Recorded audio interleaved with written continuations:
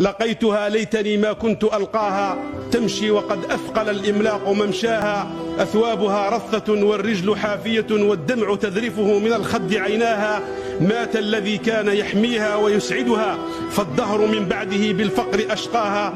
تمشي وتحمل باليسرى وليدتها، حملا على الصدر مدعوما بيمناها. ما أنس لا أنس أني سمعتها تشكو إلى ربها أوصاب دنياها، تقول يا رب لا تترك بلا لبن هذه الرضيعة وارحمني وإياها. ما تصنع الأم في تربيب طفلتها إن مسها الضر حتى جف ثدياها. يا رب ما حيلتي فيها وقد ذبلت كزهرة الروض قد فقد الغيث أضماها. يكاد ينقد قلبي حين أنظرها، تبكي وتفتح لي من جوع فاها.